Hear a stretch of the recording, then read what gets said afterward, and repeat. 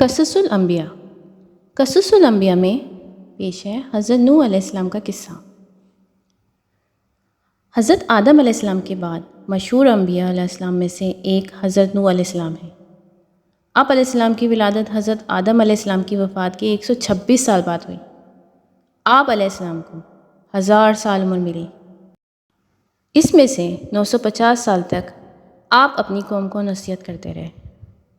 حضرت نوح علیہ السلام کا اصل نام عبد الغفار تھا، لیکن آپ اپنی قوم اور آخرت کی فکر میں بہت زیادہ رویا کرتے تھے، اس لیے اللہ تعالیٰ نے قرآن مجید میں آپ کو نوح، بہت زیادہ رونے والا کے نام سے یاد کیا ہے۔ آپ معمولی نعمتوں پر بھی اللہ تعالیٰ کا بہت شکر ادا کرتے تھے، اسی وجہ سے اللہ تعالیٰ نے آپ کو عبد الشکور کے لقب سے یاد کیا۔ فرمان الہی ہے، بے شک وہ ہمارا شکر گزار بندہ ہے۔ حضرت نوح علیہ السلام کا ذکر قرآن مجید میں 43 مقامات پر آیا ہے، اور قرآن مجید کی ایک سورت نوح، سورہ نمبر 71 کا نام بھی آپ علیہ السلام کے نام پر ہے۔ قوم نوح میں شرک کی ابتدا اس طرح ہوئی کہ ود، سوا، یاغوث، یوق اور نصر، یہ پانچوں افراد قوم نوح میں نیک لوگ تھے۔ جب یہ وفات پا گئے تو شیطان نے ان کی قوم کے دل میں یہ بات ڈالی کہ تم ان کے بیٹھنے کی جگہوں پر ان کے ناموں کے مجسمے بنا کر رکھ دو، تاکہ انہیں دیکھ کر تمہیں اللہ کی عبادت کا شوق پیدا ہو۔ چنانچہ قوم نے ایسا ہی کیا۔ پھر یہ مجسمے بنانے والے مر گئے تو ان کے بعد آنے والے لوگوں نے ناعلمی میں یہ سمجھا کہ ہمارے باپ دادا انہی مجسموں کی عبادت کیا کرتے تھے، بس انہوں نے ان نیک لوگوں کے مجسموں کی عبادت کرنا شروع کر دی۔ اس طرح ان کے درمیان شرک پھیل گیا۔ جب قوم نوح میں 5 نیک لوگوں کے مجسموں کی پوجا عام ہو گئی تو اللہ تعالیٰ نے اپنے بندوں پر رحمت فرماتے ہوئے انہیں سیدھی راہ پر لانے کے لیے انہی میں سے ایک بندہ حضرت نوح علیہ السلام کو نبی بنا کر بھیجا۔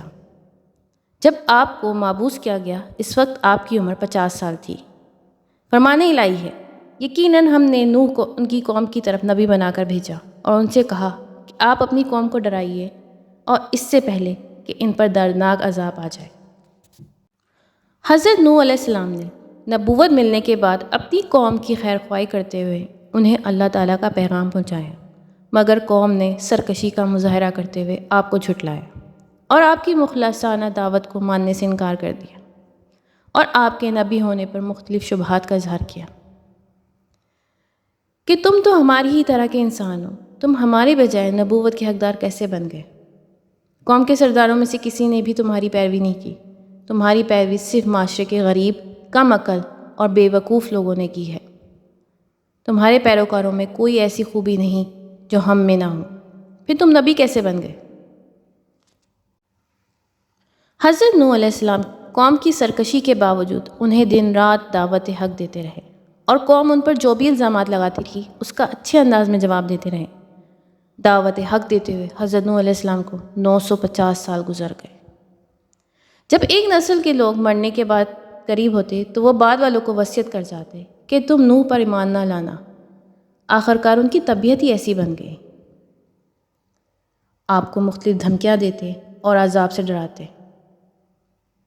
قوم نوح نے کہا، اے نوح، اگر تم اس تبلیغ سے باز نہ آئے تو یقیناً تمہیں سنسار کر دیا جائے گا۔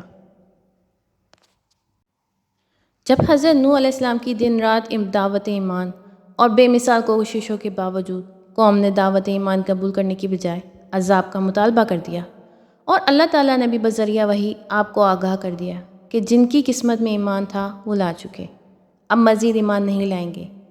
آپ علیہ السلام نے اپنی قوم کے سرکش اور کافر لوگوں کے مقابلے میں اللہ تعالیٰ سے مدد کی درخواست کر دی۔ سورۃ ہود، آیت نمبر 32 تا 33۔ نوح کی قوم کے لوگوں نے کہا، اے نوح، تم نے ہم سے بحث کر لی اور خوب بحث کر لی، تم ہمیں جس عذاب سے ڈرا رہے ہو اب اسے لے ہی آؤ اگر تم سچے ہو۔ نوح علیہ السلام نے کہا، عذاب تو صرف اللہ ہی لائے گا، اگر وہ چاہے گا تم اس سے عاجز کرنے والے نہیں ہو۔ نوح علیہ السلام نے دعا کی، اے میرے رب، میری قوم نے مجھے جھٹلا دیا ہے، اب میرے اور ان کے درمیان فیصلہ فرما دے، اور مجھے اور میرے مومن ساتھیوں کو ان سے نجات عطا فرمائیے۔ بلا شبہ نوح نے اللہ تعالیٰ کو پکارا، اور کیسے اچھے انداز میں دعا کی، اور اللہ تعالیٰ نے انہیں ان کے گھر والوں کو بڑی مصیبت سے بچا لیا۔ اللہ تعالیٰ نے فوراً دعا قبول فرماتے ہوئے آپ علیہ السلام کو ایک کشتی بنانے کا حکم دیا۔ فرمان الہی ہے، ہم نے نوح علیہ السلام کی دعا قبول فرما لی اور اس کی قوم کے خلاف مدد کی جنہوں نے ہماری آیات کو جھٹلایا تھا، یقیناً وہ بہت ہی برے لوگ تھے۔ حضرت نوح علیہ السلام اللہ تعالیٰ کے حکم کے مطابق ایک ایسے میدان میں کشتی تیار کرنے لگے جس کے کرب و جوار میں دور دور تک کشتی چلانے کے لیے پانی موجود نہیں تھا۔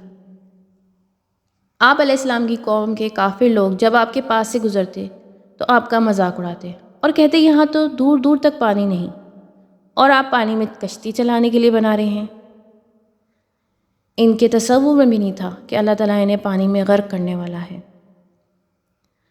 آپ نوح علیہ السلام انہیں جواب دیتے کہ جس طرح آج تم ہمارا مذاق اڑ رہے ہو، اس طرح ایک دن تمہارا بھی مذاق اڑایا جائے گا اور تمہیں بہت جلد معلوم ہو جائے گا کہ اللہ تعالیٰ کے غضب کا شکار کون ہوتا ہے۔ جب حضرت نوح علیہ السلام کشتی تیار کر چکے تو اللہ تعالیٰ نے حضرت نوح کو حکم دیا کہ آپ خود بھی کشتی میں سوار ہو جائیے اور تمام حیوانات میں سے جوڑا جوڑی کشتی میں سوار کر لیجیے، مگر کفار میں سے کسی کو بھی کشتی میں سوار نہ کرنا۔ حضرت نوح علیہ السلام نے اللہ تعالیٰ کے حکم کے مطابق مومن بندوں کو، جن کی تعداد تقریباً 80 تھی، کشتی پر سوار کر لیا، جن میں حضرت نوح علیہ السلام کے بیٹے سام، حام، یافس اور ان کی بیویاں بھی شامل تھیں۔ تمام جانداروں کو ایک ایک جوڑا بھی سوار کر لیا۔ پھر اللہ تعالیٰ نے ایسا زبردست طوفان بھیجا کہ آسمان سے زوردار بارش برسنے لگی اور زمین بھی پانی اگلنے لگا۔ چند لمحات کے اندر اتنا پانی زیادہ ہو گیا کہ اللہ تعالیٰ کے حکم سے کشتی تیرنے لگی۔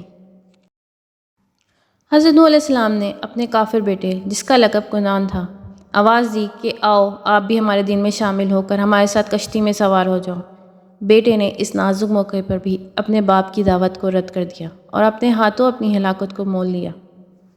حضرت نوح علیہ السلام نے اپنی قوم کو اللہ تعالیٰ پر ایمان لانے کی تلقین کی، مگر قوم پھر بھی ایمان نہ لائی، یہاں تک کہ آپ کا حقیقی بیٹا بھی عذاب الہی کا شکار ہو گیا۔ اسی طرح آپ کی بیوی بھی ایمان نہ لانے کی وجہ سے عذاب الہی کی مستحق ٹھہری۔ اللہ سبحانہ و تعالیٰ نے کفار کو ہلاک کرنے کے بعد زمین کو خشک کر کے رہنے کے قابل بنا دیا، اور آپ علیہ السلام کی اولاد جو کشتی میں آپ کے ساتھ سوار تھی، ان سے انسانی نسل کو برقرار رکھا۔ سام کی نسل سے عربی، فارسی اور رومی وجود میں آئے۔ یافس کی نسل سے ترک، صفح، قابلیہ اور یاجوج ماجوج پیدا ہوئے، اور حام کی نسل سے قبطی، سوڈانی اور بربر اقوام وجود میں آئی۔ جب نوح علیہ السلام کی وفات کا وقت قریب آیا تو انہوں نے اپنے بیٹے کو وصیت کی کہ میں تجھے 2 کاموں کا حکم دیتا ہوں اور 2 کاموں سے روکتا ہوں۔ وہ چیزیں جن کا حکم دیتا ہوں، لا الہ الا اللہ کو اختیار کرنا، کیونکہ ترازو کی ایک پلڑے میں 7 آسمان اور 7 زمینیں رکھ دی جائیں گی، اور دوسرے پلڑے میں لا الہ الا اللہ کو رکھ دیا جائے گا، تو ان کلمات والا پلڑا جھک جائے گا۔ سبحان اللہ و بحمدہ کثرت سے پڑھتے رہنا، کیونکہ اسی کی برکت سے اللہ تعالیٰ مخلوق کو رزق عطا فرماتے ہیں۔ اور جن سے میں منع فرماؤں، میں تمہیں اللہ کا شریک ٹھہرانے سے منع فرماتا ہوں، تمہیں تکبر کرنے سے روکتا ہوں۔ یہ حضرت نوح علیہ السلام کی اپنے بیٹے کو وصیت تھی۔ اللہ تعالیٰ ہم سب کو اس پہ عمل کرنے کی توفیق عطا فرمائے۔ آمین ثم آمین۔